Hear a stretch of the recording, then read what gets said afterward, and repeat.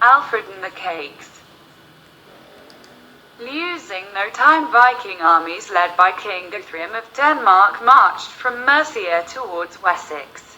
They invaded suddenly from the north at the end of 876 AD. The writer of the Anglo-Saxon Chronicle said that Wessex people were overpowered and ran away. The Vikings seized their food and goods and set fire to their homes. Alfred and a small band of followers took refuge in the woods and wild marshland around Athelney, which is now part of Somerset. They built a fort there to hide in while Alfred tried to work out how to defeat the Viking invaders. A later chronicler writing around 1100 told a story that has since become famous about King Alfred at Athelney. One day Alfred took shelter in a poor woman's cottage close to the marshes. She did not recognize him, and because she was busy, told him to look after some cakes that she was baking. But Alfred's mind was full of worries about how to fight the Vikings. He forgot the cakes, and they were burnt. The cake story may not be true, but it tells us how dangerous and desperate Alfred's situation had become. He no longer controlled Wessex or the rich treasures that had belonged to his father and brothers. He was facing Guthrum's well-trained army, which was many times larger than his own.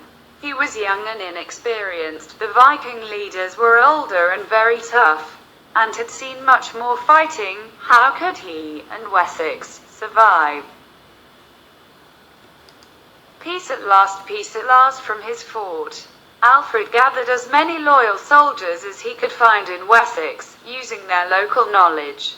Small groups of these men then made hit-and-run attacks on the Viking army. In May 878 AD, Alfred's soldiers trapped the Vikings at Edington, in present-day Wiltshire, and fought a battle against them. Asa, a Welsh monk who met King Alfred and wrote his life story, reported that Alfred attacked the whole Viking army, fighting ferociously in thick rank, and by divine will won the victory. Alfred's men caused great slaughter, and chased the Vikings back to their fortress. After 14 days, the pagans were brought to extreme depths of despair by hunger, cold, and fear, and they sought peace. The Battle of Edington was a great unexpected success.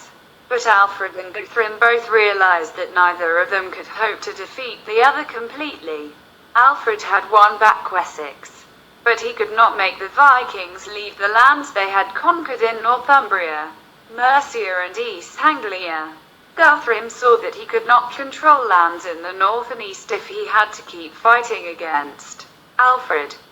So they made peace, recorded in a famous document, the Treaty of Wedmore.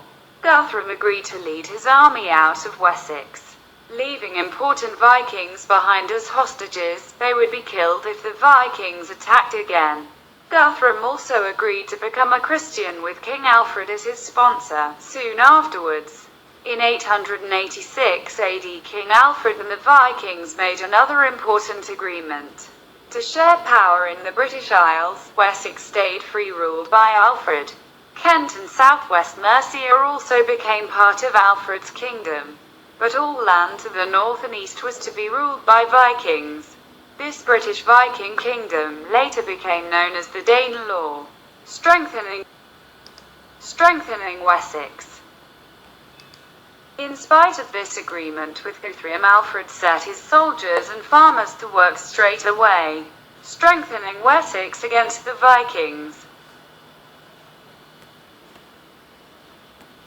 He did not trust the Viking leaders and felt sure they would attack again. He organized his army so that half its men were always ready to fight, while the other half, Alfred, were busy working. This meant that Alfred had soldiers whenever he needed them to defend Wessex from attackers. It also meant that ordinary life continued without too much interruption. Alfred did not want the people of Wessex to grow poor or go hungry whenever war threatened. Next, Alfred ordered new market towns with strong walls and gates to be built throughout Wessex. He called them burhs, meaning forts or fortress towns. and encouraged people to move to them to live in safety. Within town walls there was also space for farmers and their families from the countryside to shelter from invading armies. Alfred stationed troops of soldiers to defend each burh. Traces of some of Alfred's well-planned burhs can also still be seen, reflected in the way some old Wessex towns still have their streets laid out. To defend the coast of Wessex from Viking attack, Alfred ordered a new navy. Each warship was big, crewed by about 60 sailors rowing with oars, and could sail very fast. Alfred also gave orders for low bridges to be built across rivers to trap Viking ships heading inland. Alfred's defense of Wessex was a great success. When a Viking great army attacked again from 892 AD to 896 AD, they did not advance far into Wessex. Viking raiders attacked Wessex coast but were driven off by Alfred's navy. God's punishment. Like many people at the time, King Alfred believed that the Viking raids were a punishment sent to the Saxon people by God, because we neither loved wisdom ourselves nor allowed it to others. To prevent further punishment of his kingdom, Alfred decided that he must study and help his people to become better educated. He announced that he wanted all the youth in England now born of free men to be devoted to learning, until they can read English. Aged nearly 40, he himself began to learn Latin, the language of the church. Alfred also arranged for many religious texts and books on government to be translated from Latin to everyday English, so that everyone could understand them, and made a collection of old Saxon laws that he thought were useful for his own times. To improve law-keeping, Alfred ordered all the judges in his kingdom to learn to read, or else lose their jobs. He invited some of the best scholars in Europe to live at the Wessex royal court, to teach future scholars and church leaders discuss religion, law and philosophy, and create beautiful manuscripts.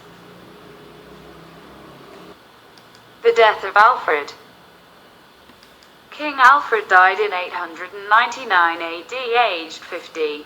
He had achieved more than any other Saxon king by saving Wessex from invaders, and leaving it larger and stronger than it had been when his reign began. He had won a great battle, then made peace with the Vikings at a time when defeat looked certain. He reorganized his towns, his army and his navy. He worked alongside church leaders, writers and artists. He thought and prayed and wrote about his hopes and duties as king. In short, his reign was remarkable. After Alfred's son Edward, nicknamed the Elder, became the next king of Wessex. He spent the first 3 years of his reign fighting his cousin Ethelwald, who had rebelled and joined forces with the Vikings. Ethelwald was killed in 903 AD. And now Edward controlled Wessex. He decided it was time to get rid of the Vikings. In 909 AD, Edward defeated the Viking kingdom of York. The next year he won a great victory at Eton Hall, in present-day Staffordshire. 3 Viking kings and 11 Jarls warlords were killed on one day. By 918 AD, Edward controlled the southern Danelaw. Edward was helped by his sister Ethelflaed, the brave Lady of the Mercians. In 884 AD, King Alfred had arranged for her to marry the chief nobleman of Mercia, to strengthen the friendship between the kingdoms. After Ethelflaed's husband died in 911 AD, she ruled Mercia alone, setting up burhs like her father had done, and sending her soldiers to attack Vikings. She died in 918 AD, just as her men in Edward's completing their conquest in the Danelaw. Edward took control of Mercia in 919 AD, and of its western neighbour Wales. He was now the strongest king in the British Isles. But his triumph did not last long. Later that year, the Vikings who had settled in Ireland retook York. And then the old ruling families of Wales and Mercia rebelled against Edward's kingship. Edward died fighting them in 924 AD. How do we know? We know about King Alfred from many surviving written sources. There is his biography, written by Asser, the Anglo-Saxon chronicle, which may have been started on Alfred's orders. Alfred's law code and several prefaces, notes, writ by Alfred himself at the beginning of religious texts translated by Christian scholars. Almost all of these sources are rather one-sided, as they were produced by Alfred or people who admired him. But the letters to Alfred from important people and collections of his charters show that he was respected and that his kingdom was well run.